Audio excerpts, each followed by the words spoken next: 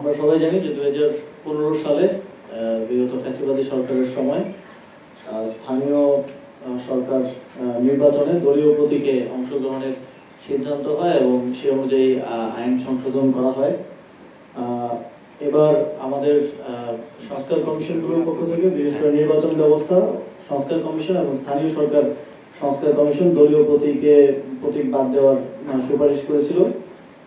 এছাড়াও আপনারা জানেন দীর্ঘদিন ধরে নির্বাচন বিশেষজ্ঞ বিভিন্ন দল দলীয় প্রতীক বাতিলের দাবি জানিয়ে আসছে। তো তার প্রেক্ষিতে সিটি কর্পোরেশন আইন 2015 এর 32 ক ধারা, পৌরসভা আইন 2015 এর 20 এর ক ধারা, উপজেলা পরিষদ আইন 2015 এর 16 এর ক ধারা এবং ইউনিয়ন পরিষদ আইন 2015 এর 19 এর ক ধারা, যেই ধারাগুলোর মাধ্যমে দলীয় প্রতীকে নির্বাচনের সিদ্ধান্ত হয়েছিল সেই ধারাগুলো আজকে বিলুপ্ত করার প্রস্তাব উত্থাপন করা হয়েছিল এবং সেটা উপদেষ্টা পরিষদে অনুমোদন করা হয়েছে। ফলে দলীয় প্রতীকে স্থানীয় সরকার নির্বাচনে অংশগ্রহণ করার আর কোনো সুযোগ নেই।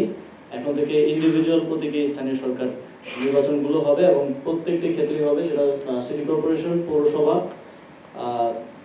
উপজেলা পরিষদ এবং ইউনিয়ন পরিষদ। এবং আপনারা জানেন যে জেলা পরিষদ সরাসরি প্রত্যক্ষ ভোটে যেহেতু নির্বাচিত হয় না, সেখানে প্রতীকের বিষয়টি নেই।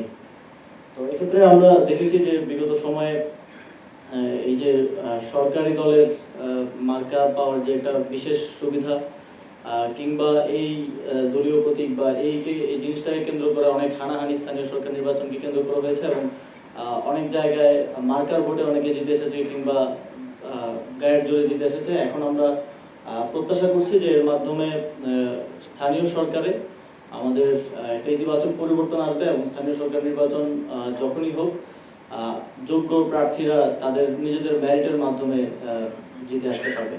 ধন্যবাদ। আমি একটু প্রশ্নটা করতে চাচ্ছিলাম, আমি সুইটি একটি নিউজে আছি। আপনারা যেহেতু স্থানীয় সরকার নির্বাচনের ব্যাপারে যে সিদ্ধান্তটা নিলেন যে দলীয় প্রতীকে নির্বাচন হবে না, এর মধ্যে বিভিন্ন দলগুলো থেকে চাওয়া হচ্ছিল যে স্থানীয় সরকার নির্বাচনটা যেন আগে হয়, আপনাদেরও এরকম একটা ইতিবাচক মনোভাব আমরা দেখেছি, বিএনপির আপত্তি ছিল। এখন এই যে নতুন আপডেটটা এলো, তার মানে কি জাতীয় নির্বাচনের আগে কি এই নির্বাচনটা হওয়ার সম্ভাবনা দেখা দিয়েছে কিনা, আর সেটি যদি হয়ে থাকে কবে নাগাদ হতে পারে? আপনারা জানেন চলমান সংস্কার, বৃহৎ যে সংস্কার কর্মসূচি তার অংশ হিসেবেই এই সংস্কারটা হয়েছে এবং আমরা স্থানীয় সরকার বিভাগের প্রতি, স্থানীয় সরকার মন্ত্রণালয়ের প্রতি কমিশনের যে বাকি প্রস্তাবগুলো আছে সেগুলো নিয়েও কাজ করছি। সে বিষয়েও আপনারা আপডেট পাবেন, আমরা সেগুলো সংস্কার বিষয়ে কাজ করছি। আর নির্বাচনের বিষয়টা আপনারা জানেন এটা জাতীয় ঐক্যমত্যের বিষয়, রাজনৈতিক দলগুলোর ঐক্যমত্য এবং হলে এই বিষয়ে স্থানীয় সরকার নির্বাচন জাতীয় নির্বাচনের আগে হতে পারে। এই বিষয়টা সম্পূর্ণই রাজনৈতিক দলগুলো সহ সরকারের একটা ঐক্যমত্যে আসার বিষয়। Thank you. আজকে আরো খুবই ইম্পর্টেন্ট একটা বিষয় অ্যাপ্রুভ হয়েছে, সেটা হচ্ছে ন্যাশনাল পে স্কেল।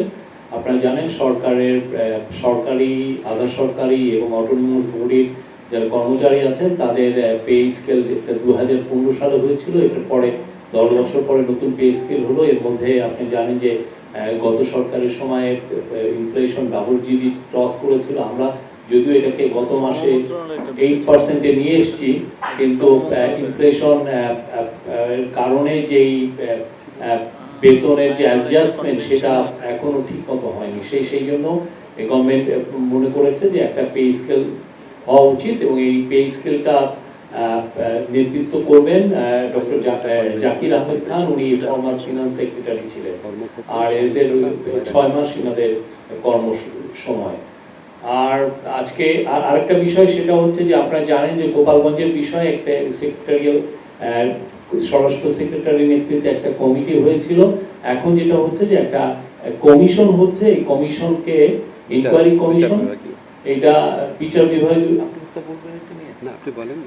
বিভাগীয় কমিশন হচ্ছে এবং এটার নেতৃত্ব দিবেন সুপ্রিম কোর্টের ফর্মার জাস্টিস ডক্টর আবু তারিক।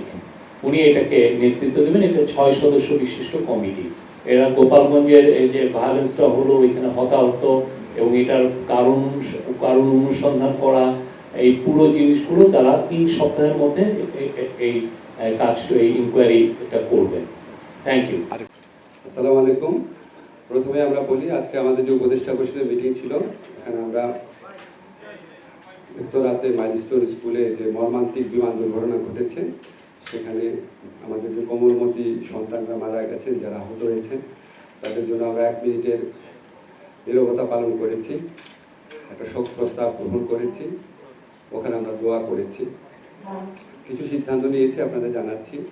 সেটা হচ্ছে, প্রথম সিদ্ধান্ত হচ্ছে নিহত যে পরিবার আছে আর আহত যারা আছে তাদেরকে সব ধরনের সম্ভাব্য সব ধরনের সরকারি সহায়তা দেওয়া হবে, এবং এই ব্যাপারে করণীয় বিষয়ে শিক্ষা মন্ত্রণালয় সংশ্লিষ্ট যে স্কুল আছে, মাইলস্টোন স্কুল, তাদের সাথে কথা বলে এটা ডিটেইলটা নির্ধারণ করবে।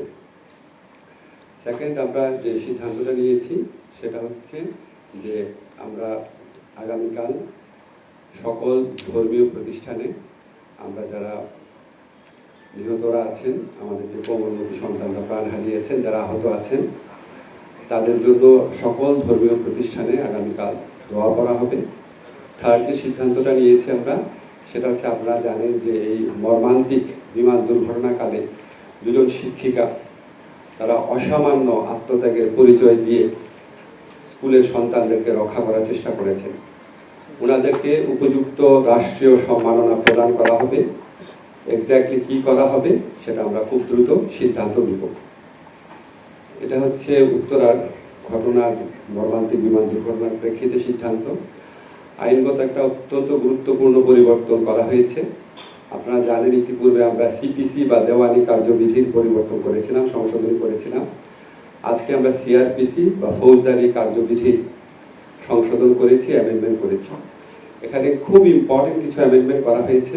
আপনারা জানেন, ব্লাস্ট ভার্সেস বাংলাদেশ, এই মামলাতে সুপ্রিম কোর্টের 2টা ডিসিশন ছিল। গ্রেফতার করার ব্যাপারে যেন স্বচ্ছতা প্রকাশ থাকে, জবাবদিহিতা থাকে, গ্রেফতারের পরবর্তীকালে গ্রেফতারকৃত ব্যক্তির যেন অধিকার থাকে, এটা 2টা রায় ছিল। এই রায়গুলোর আলোকে আরও ডিটেইলভাবে আমরা বিচার বিভাগীয় সংস্কার commission, supreme court, concern expert সবার সাথে বৈঠক করে, কনসালটেশন করে আমরা অ্যামেন্ডমেন্ট আজকে চূড়ান্ত করেছি। কয়েকটা গুরুত্বপূর্ণ অ্যামেন্ডমেন্টের কথা আপনাদেরকে বলি। একটা হচ্ছে, এখন থেকে এই অ্যামেন্ডমেন্টটা কার্যকর হওয়ার পর থেকে যে গ্রেফতার করবে, যে পুলিশ অফিসার, তার ক্লিয়ার আইডেন্টিটি থাকতে হবে, তার নেম প্লেট থাকতে হবে, তার আইডি কার্ড থাকতে হবে। যে ব্যক্তি গ্রেফতার হচ্ছে উনি চাহিদা মাত্র যে পুলিশ গ্রেফতার করছে তাকে আইডেন্টিটি কার্ড দেখাতে হবে, এটা ম্যান্ডেটরি। এরপর হচ্ছে, তাকে যখন থানায় নিয়ে আসা হবে, যত দ্রুত সম্ভব গ্রেফতারকৃত ব্যক্তির পরিবার, বন্ধু বা লয়ারকে তার সাথে যোগাযোগ করে জানাতে হবে যে ওকে গ্রেফতার করেছে, আমরা এই কারণে গ্রেফতার করেছি, এই মামলায় গ্রেফতার করেছি, এবং গ্রেফতারকৃত ব্যক্তি এখানে আছেন। যত দ্রুত সম্ভব করতে হবে, এবং কোনো অবস্থাতেই 12 ঘন্টার বেশি সময় নেওয়া যাবে না, এর মধ্যে জানাতেই হবে। গ্রেফতারকৃত ব্যক্তির শরীরে যদি কোনো আঘাতের চিহ্ন থাকে, বা গ্রেফতারকৃত ব্যক্তি যদি বলে আমি অসুস্থ বোধ করছি, অবশ্যই সাথে সাথে নিকটস্থ ডাক্তারের কাছে নিয়ে তাকে প্রাইমারি চিকিৎসা সুবিধা দিতে হবে। এছাড়া আমরা বলেছি, প্রত্যেকটা গ্রেফতারের ক্ষেত্রে একটা মেমোরেন্ডাম অফ অ্যারেস্ট রাখতে হবে, ডিটেইল তথ্য থাকতে হবে, কাকে গ্রেফতার করা হয়েছে, কেন গ্রেফতার করা হয়েছে, কি অভিযোগে, কোন আইনে, তার পরিবারের কার সাথে যোগাযোগ করা হয়েছে, কে গ্রেফতার করেছে, ডিটেইল একটা মেমোরেন্ডাম থাকবে প্রত্যেকটা গ্রেফতারের ক্ষেত্রে। আপনারা জানেন, আগে সরকারের, ফ্যাসিস্ট সরকারের আমলে বিভিন্ন এজেন্সি গ্রেফতার করতো, বলতো আমরা তো জানি না। র্যাব গ্রেফতার করে বলতো যে পুলিশ জানে, পুলিশ গ্রেফতার করে বলতো যে অন্য এজেন্সির নাম বলতো।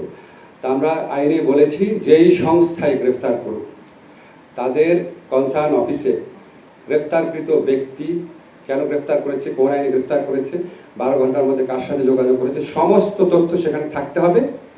ধরেন যদি এসবি গ্রেফতার করে, এসবির ওখানে থাকতে হবে, এবং সাথে সাথে সেটা সংশ্লিষ্ট কনসার্ন পুলিশের থানাতে পাঠিয়ে দিতে হবে। আর আমরা বলেছি, নিয়মিতভাবে প্রত্যেক থানায়, জেলা সুপারের কার্যালয়ে, পুলিশ হেডকোয়ার্টারে গ্রেফতারকৃত ব্যক্তিদের তালিকা থাকবে, কাকে গ্রেফতার করা হলো, কত তারিখে, কি আইনে গ্রেফতার করা হয়েছে, সে এখন কোথায় আছে, এটা তালিকা থাকতে হবে। এগুলি সব ম্যান্ডেটরি। আপনারা জানেন, সন্দেহের অবকাশে 54-এ ইচ্ছা মতো গ্রেফতার করা হতো, সেখানে আমরা উল্লেখযোগ্য পরিবর্তন এনেছি।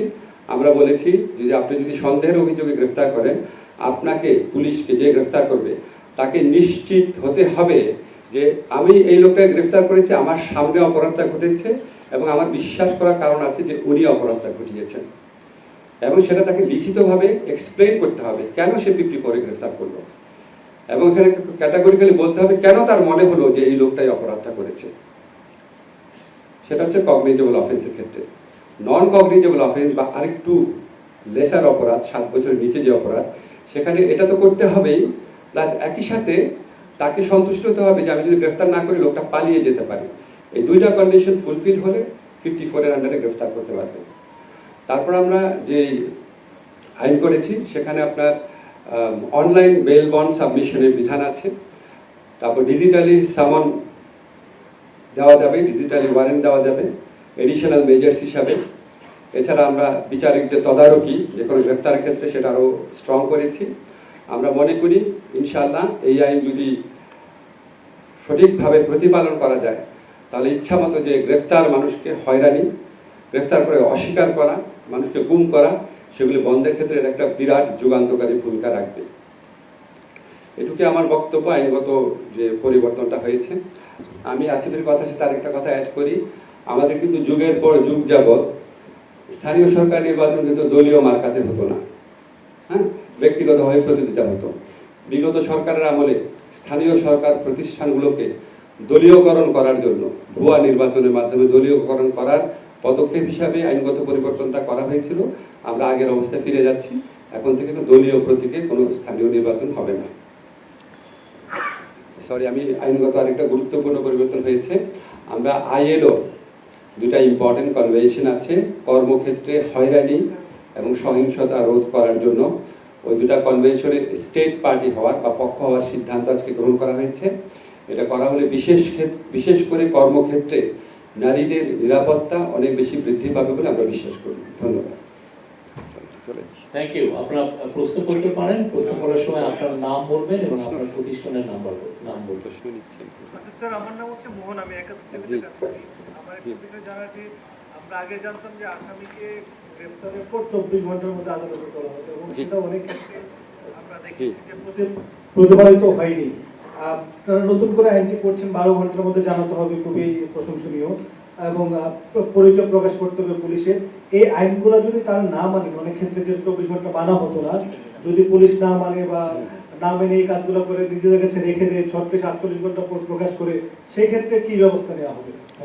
আপনি কারেক্টলি বলেছেন, 24 ঘন্টার মধ্যে আদালতে হাজির করার বিধান তো থাকছে, সংবিধানে তো আছে, বা কতক্ষণের মধ্যে পরিবার পরিজনকে বা লয়ারকে জানাতে হবে বা গ্রেফতারের কারণ জানাতে হবে, এটা সংবিধানে সুস্পষ্টভাবে ছিল না। এটাই আমরা সুস্পষ্ট করেছি, গ্রেফতারের কারণ সাথে সাথে জানাতে হবে, সাথে সাথে। আর গ্রেফতারকৃত ব্যক্তির পরিবার, বন্ধু বান্ধব বা লয়ারের সাথে যোগাযোগ করতে হবে 12 ঘন্টার মধ্যে, যত তাড়াতাড়ি সম্ভব 12 ঘন্টার মধ্যে। এখন অত্যন্ত যৌক্তিক প্রশ্ন যে সবই তো আইন আছে, সংবিধান আছে, প্রতিপালন হয় না, তারপর আসলে কি ব্যবস্থা নেওয়া হয়? আমরা আইনের মধ্যে একটা ব্যবস্থা রেখেছি, বিচার বিভাগীয় একটা ওভারসাইট থাকবে, এবং কিছু কিছু ক্ষেত্রে যে ACR আছে, বার্ষিক গোপনীয় প্রতিবেদন পুলিশ কর্মকর্তাদের, সেই প্রতিবেদনে তাদের যে লঙ্ঘন বা আইন প্রতিপালনের ব্যর্থতার কথা উল্লেখ থাকবে। তবে আপনাদেরকে একটা কথা বলি, আমি একজন আইনের শিক্ষক, আইনের মধ্যে যতই চমৎকার কথা থাক না কেন, যদি আমরা সবাই মিলে মানে রাষ্ট্রের সকল ক্ষেত্রে অ্যাকাউন্টেবিলিটি মেকানিজম প্রতিষ্ঠা করতে না পারি, সুষ্ঠু একটা নির্বাচন করতে না পারি, আমাদের যদি আইন মানার কালচারে যদি কালেকটিভ একটা উন্নতি না হয়, আইন করে কিছু সুবিধা পাবো কিন্তু সম্পূর্ণ সুবিধা হয়তো আমরা পাবো না। সো এটা উনি কারেক্টলি বলেছেন, আইন ভালো ভালো করা যায়, আমরা একই সাথে সাথে প্রতিষ্ঠানকেও সেভাবে গড়ে তোলার জন্য আমাদের যতটুকু সময় আছে সেই সময় আমরা চেষ্টা করব। জি, আমার নাম শাওন হাসনাত, আমি এডিটর, আমি আছি টিভিতে। আমি যেটা একটু জানতে চাচ্ছি, আমরা দেখেছি যে পে স্কেল হয়, তারপরে পে স্কেলের পরে সরকারি কর্মকর্তাদের যে বেতন বাড়ানো হয়, তারপরে একদম ইনফ্লেশন বেড়ে যায় এবং বেসরকারি খাত আসলে সাফার করে সেক্ষেত্রে। তা আপনাদের এই ধরনের কোনো অ্যাপ্রোচ আছে কিনা, সরকারি বেসরকারি দুটোকে একসাথে কোনো চিন্তা ভাবনা আছে কিনা, যাতে ইনফ্লেশনের বিষয়টা যেন তাদের উপর খুব বেশি এফেক্ট না করে? আপনি এটা কারেক্টলি বলেছেন, তো তার জন্য তো আমরা ধরেন পে স্কেল করা বন্ধ রাখতে পারি না। আপনাদের সাংবাদিকরাও তো ওয়েজ বোর্ড আপনারা বন্ধ রাখতে বলবেন না। তো আপনি কারেক্টলি বলেছেন, এটা তো শুধু সরকারি কর্মকর্তাদের ক্ষেত্রে, কর্মচারীদের ক্ষেত্রে আমরা করতে পারি। কিন্তু সাধারণত দেখা গেছে সরকারি কর্মচারী কর্মকর্তাদেরটা করার পর বেসরকারি অনেক ক্ষেত্রেই ওটার সাথে অ্যাডজাস্ট করে বাড়ানো হয়, কিন্তু আমরা প্রত্যাশা থাকবে সেটা। জি, আসসালামু আলাইকুম। আমি ফয়সাল আতিক, BDNews24.com থেকে। আমি আসিফ নজরুল স্যারকে একটু জানতে চাই যে মাইলস্টোনে যে বিমান দুর্ঘটনা ঘটলো, সেখানে আমরা সবাই যখন অনেক শঙ্কার মধ্যে ছিলাম, সেখানে দেখা যাচ্ছে স্থানীয় কিছু লোকজন এসে বলছে যে আমি 30টা লাশ বের করেছি, আমি 40 জন লাশ বের করেছি, এই ধরনের কথা যখন বলেছে, তো সেটা তো একটা কনফিউশন সৃষ্টি করেছে। আপনারা সরকারের আছেন হিসেবে এই ধরনের আচরণের কোনো ধরনের ব্যবস্থা নেননি এখনো, এটা কি আপনারা কিভাবে দেখছেন? আর স্থানীয় সরকার নির্বাচন কি জাতীয় নির্বাচনের আগেই অনুষ্ঠান হচ্ছে কিনা? আচ্ছা, আপনার প্রথম প্রশ্নের উত্তর হচ্ছে কনফিউশন তো হচ্ছে। আপনারা সাংবাদিকরাও আমি দেখেছি কিছু কিছু ক্ষেত্রে যারা কনফিউশন ছড়াচ্ছে তাদের কিন্তু আপনারা এক্সপোজ করছেন। আমি আজকে সকালে কিছু ফুটেজ দেখেছি, আপনাদের অনেক ধন্যবাদ। দেখেন, এরকম একটা এত শোক সন্তপ্ত একটা পরিস্থিতি, আমাদের সবার হৃদয় ভেঙে যাওয়া পরিস্থিতি, সবাই মানে কেউ নিতে পারছে না এই ঘটনা। এর মধ্যে যারা না জেনে দায়িত্বহীনভাবে গুজব রটায়, এর চেয়ে বড় অপরাধ তার হতে পারে না। তা আমরা খুব টলারেন্ট সরকার, আমরা সবসময় আপনার কোনো ক্ষেত্রেই যতটা পারা যায় সহনশীলতা বজায় রাখার চেষ্টা করি। বা সবাইকে বুঝতে হবে যে আপনি যদি এখানে গুজব ছড়ান, এটা কত বড় ক্রিমিনাল অফেন্স হচ্ছে। আপনি অ্যাবসলিউটলি শিওর থাকলে সরকারকে জানান। আর আমরা তো ওইখানে একদম ওইখানেই তথ্য কেন্দ্র স্থাপন করেছি, ওইখানে তথ্য কেন্দ্র স্থাপন করে আমাদের নিয়মিতভাবে আপডেট দেওয়া হচ্ছে। নিহতদের পরিবারের পক্ষ থেকে কিছু বলা হচ্ছে না, স্কুল অথরিটি কিছু বলছে না। আজকে একটা ফুটেজ দেখলাম, অন্য কোন স্কুল থেকে এসে একটা ক্লাস 9-এর মেয়ে বলছে ক্লাস 3-র মেয়ে বলে তার ফ্রেন্ড সেখানে আহত হয়েছে। মানে উদ্ভট সব ঘটনা। এটা আপনারা ভাই, এখানে মিডিয়া স্বাধীন আছে, শক্তিশালী আছে, আপনারা এই গুজব সৃষ্টিকারীদেরকে প্রতিরোধ করেন। আমাদের তথ্য কেন্দ্র আছে, আমাদের যারা শিক্ষা স্বাস্থ্য মন্ত্রণালয়ের দায়িত্বে আছেন, যে কোনো সময় ফোন করলে তথ্য পাবেন। স্কুলের মধ্যেই তথ্য কেন্দ্র স্থাপন করা হয়েছে। এটা তো একটা নির্দিষ্ট জায়গায় ভয়াবহ মৃত্যুর ঘটনা, তো লঞ্চ ডুবি বা একটা গোপন এমন জায়গা না যেখানে লুকানো থাকবে। এটা স্কুলের রেজিস্টার আছে, প্রত্যেকটা বাচ্চা ডিটেইল স্পেসিফিক তথ্য আছে। কালকে যখন আমরা মাইলস্টোনে গেলাম, মাইলস্টোনের টিচাররা বিক্ষুব্ধ ছাত্রদের বলছে, আমরা এই যে স্কুলের রেজিস্টার তোমাদের হাতে দিয়ে দিলাম, প্রত্যেকটা শিশু এবং তার পিতামাতার নাম আছে, ফোন নাম্বার আছে, তোমরা চেক করে দেখো। এত ট্রান্সপারেন্টলি করা হচ্ছে। গুজব থাকলে ওটা আপনারাও একটু চেষ্টা করেন, আমরা তো সত্য তথ্য জানানোর চেষ্টা করছি। জি, আসসালামু আলাইকুম। আমি রাজু আহমেদ, বার্তা 24-এ কাজ করি। প্রশ্নটি আছে নজরুল স্যারের কাছে। আপনি গত পরশু মাইলস্টোন স্কুলে গিয়ে প্রায় 9 ঘন্টা অবরোধ করছিলেন এবং আমিও সেখানে উপস্থিত ছিলাম। এক প্রকার মব ক্রিয়েট করা হয়েছে, হামলা করা হয়েছে, বোতল নিক্ষেপের ঘটনাও ঘটেছে।